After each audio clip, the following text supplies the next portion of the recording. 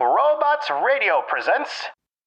Hey everybody, welcome into the podcast. We are back with another special bonus episode. We are bringing back our bad movie bonus that we've been doing lately. Brad, I have had such a good time recording these episodes because for each one of these bad movies that we're reviewing, we also host a watch party on the Cast app beforehand. And we've had some of our listeners show up to watch these movies with us. And Brad, I think this week's entry is by far the best entry into this entire series so far. Oh, hands down, Bob. And it's interesting to me that we have moved from a terrible movie that was extremely high budget with Cats to a terrible movie that was still like Hollywood production type film with Paul Blart Mall Cop 2.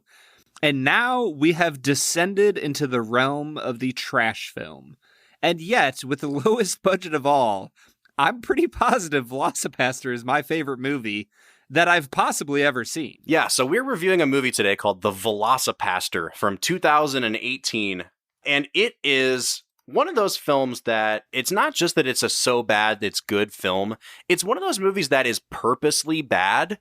But I feel like when a lot of these movies try to be purposely bad, it's not funny. But the fact that it actually does look like it was produced for $5 and they were all going for a purposely awful film, it's like the heavens parted and it feels so authentic. And every single thing that happened in this movie had me absolutely rolling on the floor. Like it's hilarious. And pound for pound, it might be one of the most entertaining movies I've ever seen. Well, and the beautiful thing about a movie like this is that it's not a movie you watch by yourself, right? And so that's why we do these things with our listeners on Cast. And the best part about it is we get to welcome in today a very special friend of show, Bourboneering. Austin, how are you doing today, man? I'm doing a lot better after watching that movie, I'll tell you that. It's truly a thing of beauty, is it not? Oh, it wasn't quite Paul Blart Mall Cop good, but it was pretty good. I feel like some of these movies, you have to drink to get through them. And this movie was like, I don't feel that way at all. I am thoroughly entertained by what we just saw.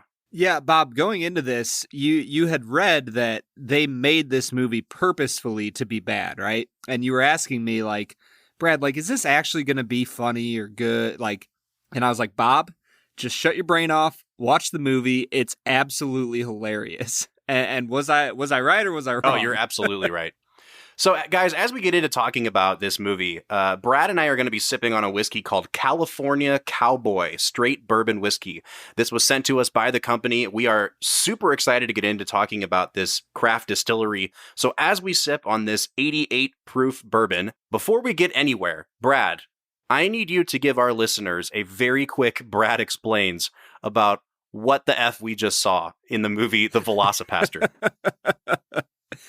Oh, man. So I don't even want to use the word film. This video that we just watched called The Velocipastor is about a young priest named Doug whose parents die in a car bombing, and he travels to China to get his mind off things. And he grabs this fang that was given to him by a dead woman, and this fang turns him into a velociraptor whenever he gets like real angry. It's kind of like a Hulk situation. And he comes back into town, and he becomes like a, crime fighting partner with a young girl who, I shouldn't say young, that sounds creepy, with a woman who is a hooker / pre-med / law student, and they fight crime and they kill bad guys, and all sorts of stuff happens. They try to exorcise him of this velociraptor soul thing that's inside of him, and there's ninjas that are Christians who are trying to sell cocaine, and like it's really intense, guys. This movie is insane. And typically what we've been doing with our bad movie bonuses is there's been a couple categories that we've done. The first one is worst performance. The second one has been worst moment or scene. Here's the thing, though, Brad. I don't think that those categories apply to this movie. I don't think there is a worst performance. I don't think there is a worst scene, because everything in this movie is a 10 out of 10. This is a perfect film, and I cannot talk crap about it. Yeah, I mean, honestly, we need to just give awards called favorite of all the perfect scenes. Yeah, absolutely. So the cast in this movie is not super large when it comes to the speaking roles. I mean, you've got the priest, Doug Jones. You've got his crime-fighting hooker girlfriend, Carol. You have some sort of an exorcist named Altair. And then there's a couple other priests and stuff like that in the movie. Yeah, Father Stewart, man. Father Stewart. And then you have Carol's pimp, Frankie Mermaid, who might be... Frankie. If I had to give a vote for best performance in the whole movie, it would be this man, Frankie Mermaid, who dresses like someone would dress as a pimp for Halloween in 1976. Like, it is a perfect costume. It is a perfect character. At one point, Frankie Mermaid goes to confession and he says that he stole candy from a baby and then he threw the baby in the river because he didn't want the baby to snitch on him. That's the kind of movie we're watching. Yeah, guys, if you've ever listened to the podcast, you know that every once in a while Bob will talk about an actor just chewing up scenery. In order to properly understand what that means, you need to watch Velocipastor and you need to do like a masterclass study on Frankie Mermaid. I think at one point they actually chewed up scenery. I think so. So the big climactic battle of this film is Doug Jones, the Velocipastor, having fully transformed into a velociraptor. And they have been hinting at what this costume is going to look like for the entire movie. And it turns out that it kind of looks like those big inflatable T-Rex costumes, except even cheaper somehow. It's a hunchback T-Rex. They show him in all his glory. And it is the best thing I've ever seen. But before we get to talking about the end of the film, Austin, I got to throw to you for a minute. You know, we've been talking about collaborating on an episode for months and months now. And being the great guys that we are, we said, we're not going to bring you on for Saving Private Ryan. We're not going to bring you on for One Flew Over the Cuckoo's Nest. We're going to wait until the greatest film of all time, The Velocipastor. So first of all, welcome to Film and Whiskey, where you get to talk about this glorious piece of cinema.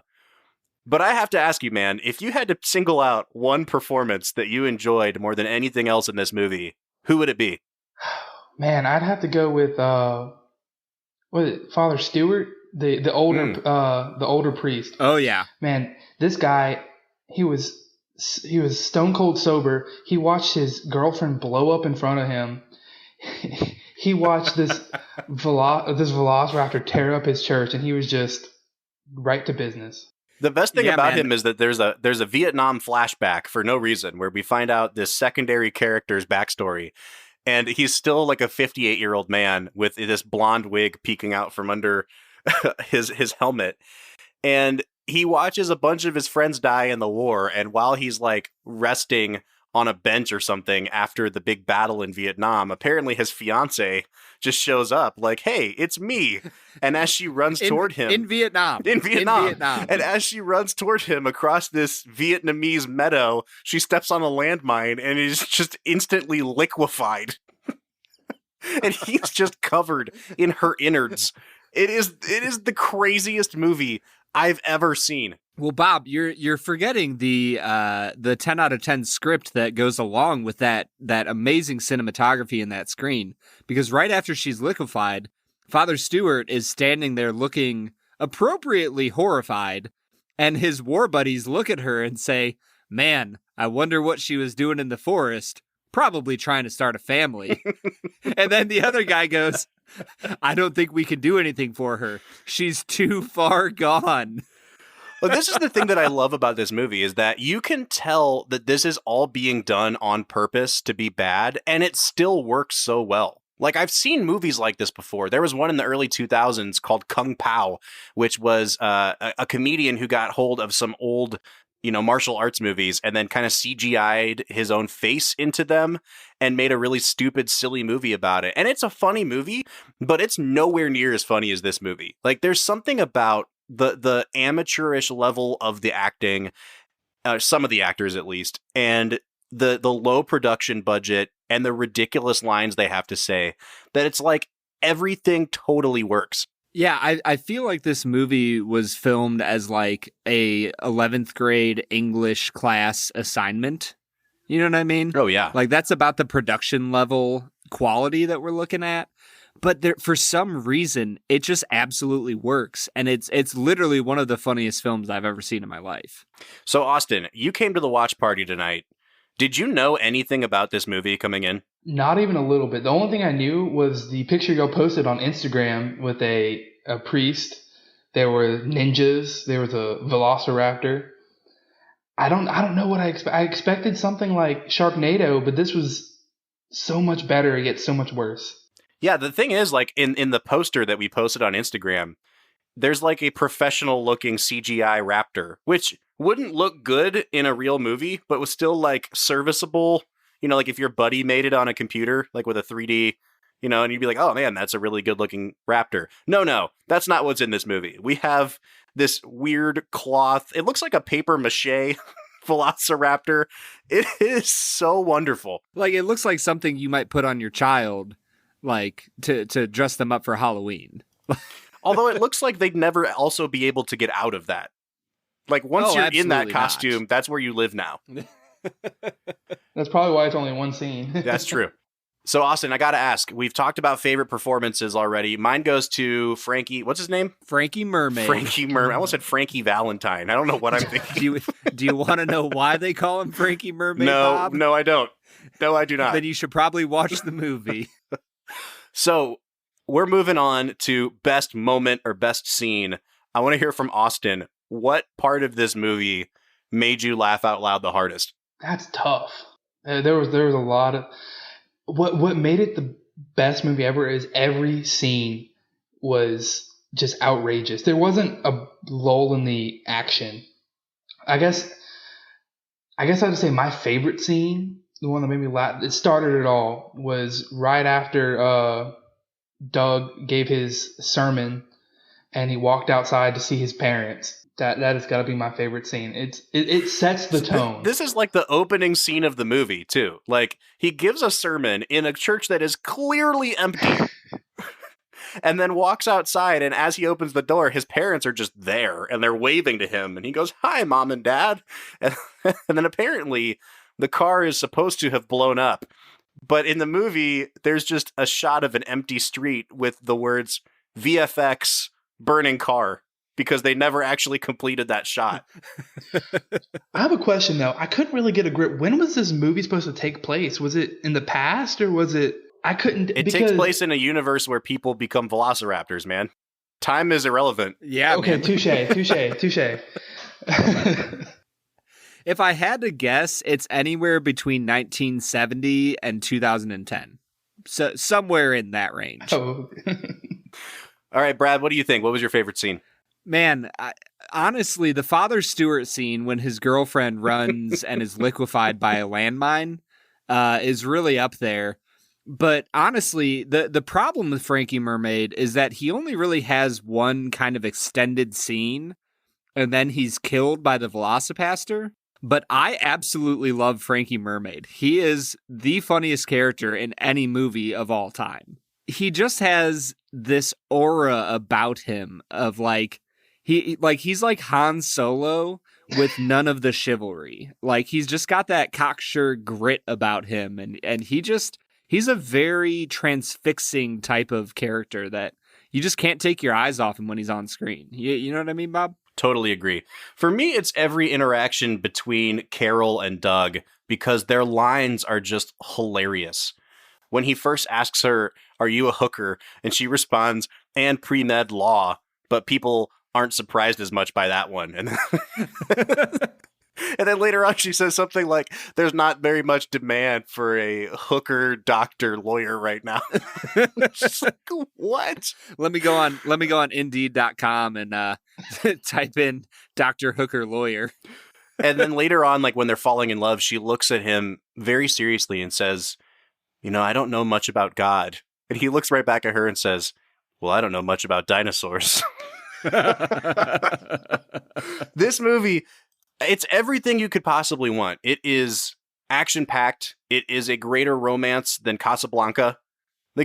You will never have a better time watching a movie than Velocipastor. And Brad, I think we should keep the good times rolling, because you and I have to start drinking this California Cowboy. So what do you say we get into it?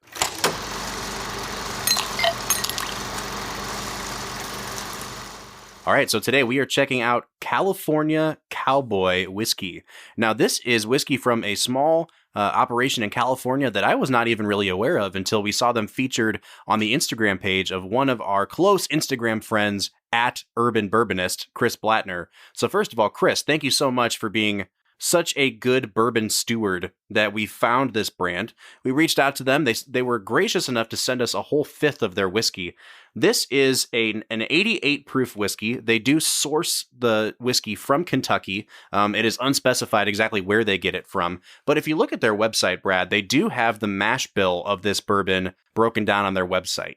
This is an 88 proof whiskey that is 70% corn, 21% rye, and 9% barley. And I have to imagine that that is malted barley because when it's poured out in my glass here, Brad, I get a ton of smoke on this, and it really does smell pretty scotchy. It reminds me a lot of the High West campfire that we had on the show.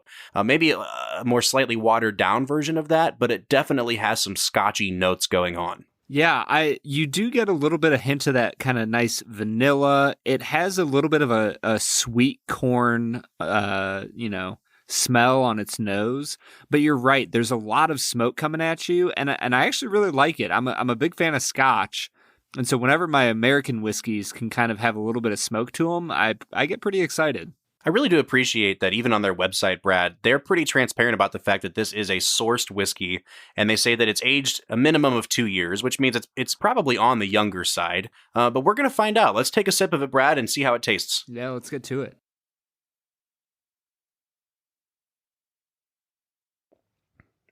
Huh.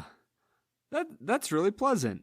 Yeah, so on the nose of it, you definitely get this smoky malt scent, but there's a lot of fruit to it as well.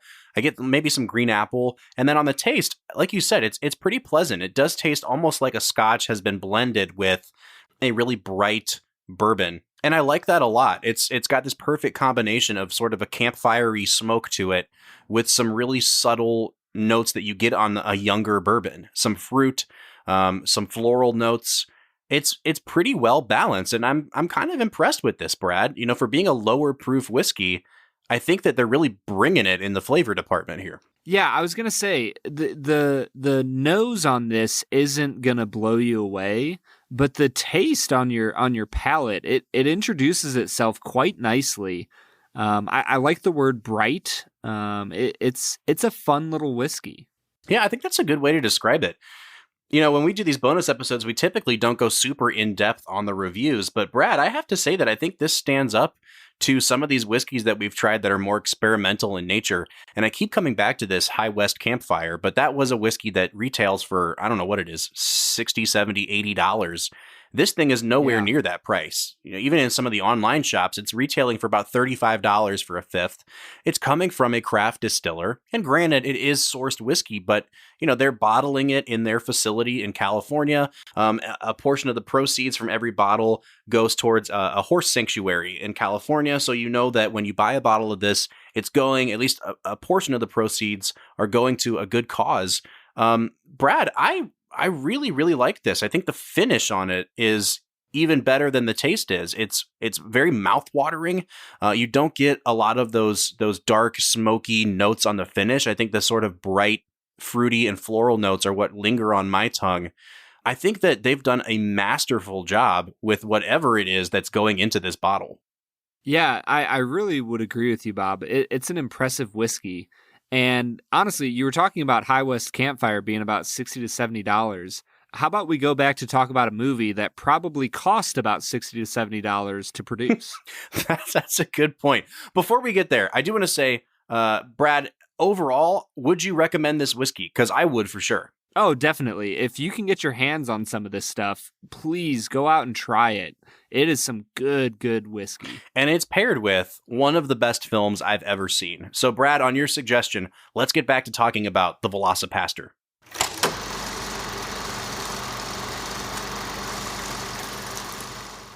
All right, so that was California Cowboy. We are back talking about The Velocipastor with our friend Austin from the podcast Bourboneering. Austin, I want to just give you a platform for a minute here. You know, we have been friends on Instagram for as long as we've had an Instagram account. We've watched your podcast kind of blow up. Not even a little bit. I'm a lot envious of the incredible Instagram pictures that you take, and your posts get so much traction. It's really cool to see you making such an impression in the Instagram bourbon community. So I want to give you a minute. Just tell us about your podcast. Tell us kind of the premise, how you got into it, maybe how you've seen it grow over the last year or two. Yeah, well, I appreciate that. So I started this podcast basically as me taking notes about whiskeys I'm finding and drinking. I'm a senior in college right now.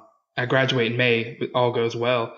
I started it as a way to kind of teach others about whiskey that, so without having to spend a lot of money on whiskey, having to buy the fancy bottles, because all the podcasts I listened to before that are all, let's try this George T. Stagg and all these fancy whiskeys.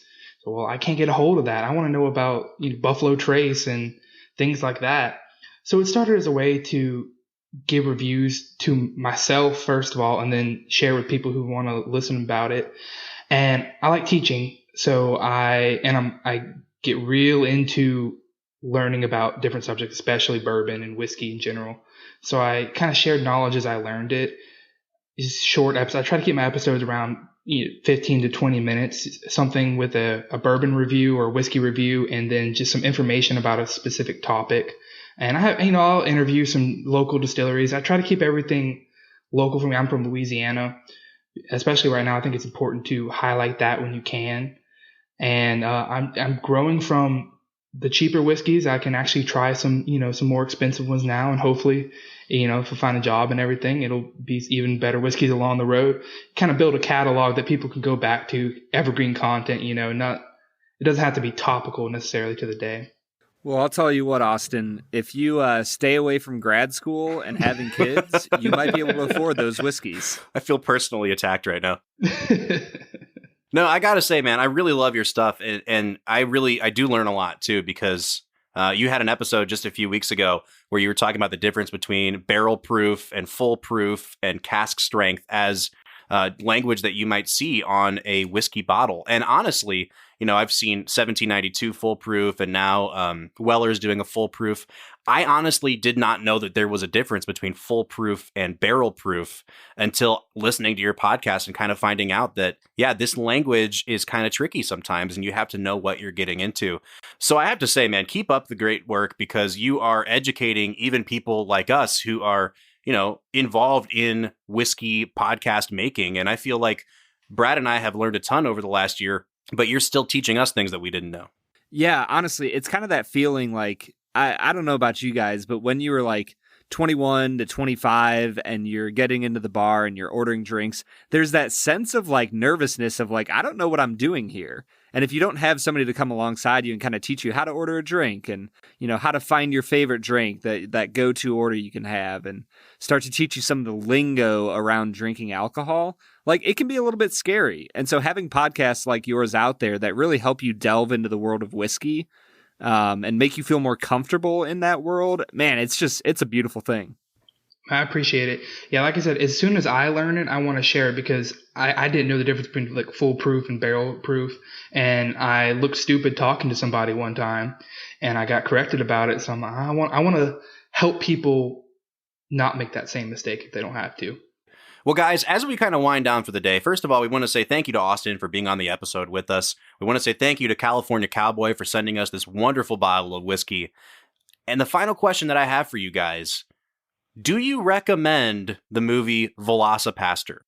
10 out of 10, Bob. That's an easy recommendation. Brad, I'm like, no joke. If we were rating this movie as a good movie and not as a bad movie bonus, I would probably still give this movie like an 8.5 out of 10.